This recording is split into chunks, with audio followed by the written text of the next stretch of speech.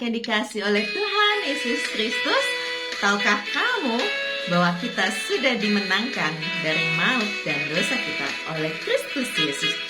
Ku menang bersama Yesus Tuhan, ku menang di dalam peperangan. Ku menang atas segala setan. Haleluya, haleluya, ku menang. Haleluya, dia bangkit. Haleluya, dia hidup. Haleluya, dia naik. Roh Kudus turun.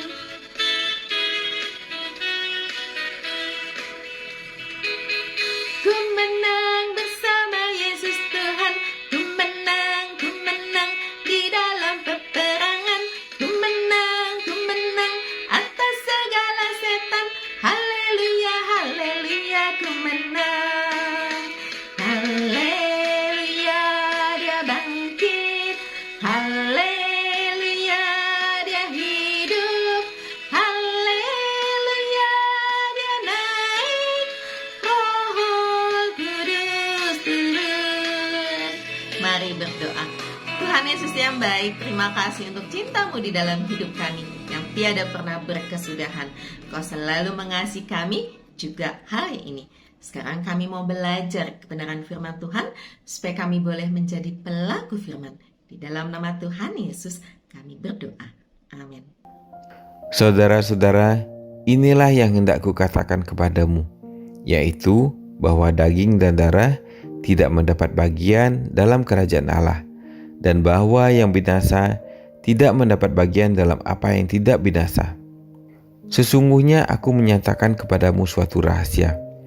Kita tidak akan mati semuanya, tetapi kita semuanya akan diubah dalam sekejap mata pada waktu bunyi nafiri yang terakhir. Sebab nafiri akan berbunyi dan orang-orang mati akan dibangkitkan dalam keadaan yang tidak dapat binasa, dan kita semua akan diubah.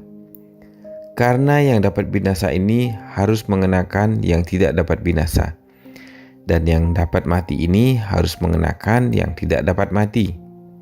Dan sesudah yang dapat binasa ini mengenakan yang tidak dapat binasa, dan yang dapat mati ini mengenakan yang tidak dapat mati, maka akan genaplah firman Tuhan yang tertulis, maut telah ditelan dalam kemenangan. Hei maut, di manakah kemenanganmu? Hai maut, di manakah sengatmu? Sengat maut ialah dosa, dan kuasa dosa ialah hukum Taurat. Tetapi syukur kepada Allah yang telah memberikan kepada kita kemenangan oleh Yesus Kristus Tuhan kita. Karena itu, saudara-saudara yang kekasih, berdirilah teguh, jangan goyah, dan giatlah selalu dalam pekerjaan Tuhan, sebab kamu tahu bahwa dalam persekutuan dengan Tuhan, jerih payahmu tidak sia-sia. Yesus pasti datang. Tuhan Yesus pasti akan datang kembali ke dunia. Dia datang untuk menjemput umatnya.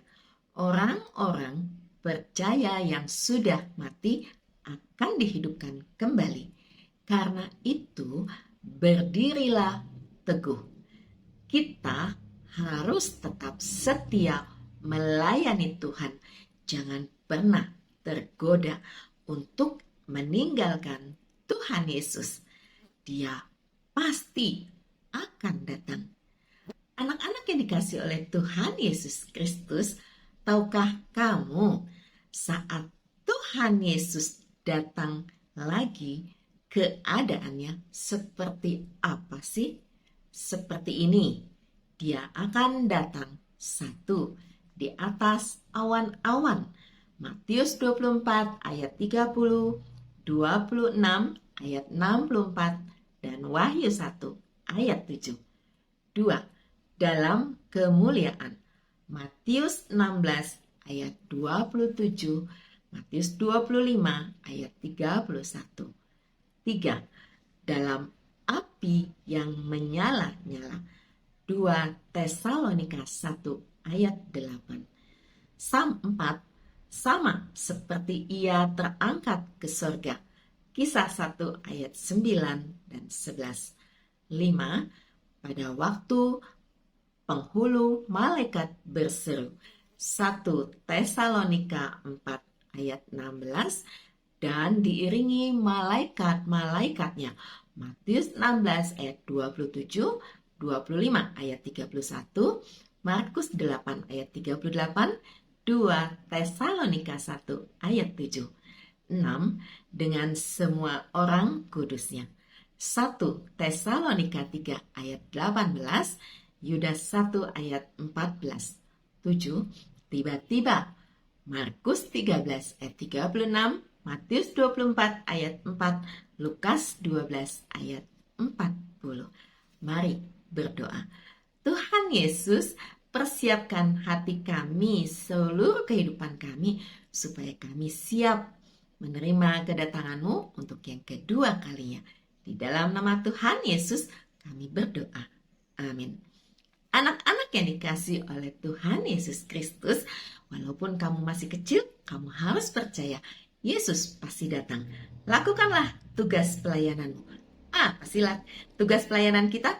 Ya, berdoa, membaca Alkitab. Kalau kita di gereja, bisa memuji nama Tuhan bersama-sama atau sendiri, atau berkelompok, menjadi kolektan, pendoa syafaat, dan masih banyak lagi. Percayalah, Tuhan Yesus pasti datang. Percaya juga, Tuhan Yesus mengasihi kita semua. Amin.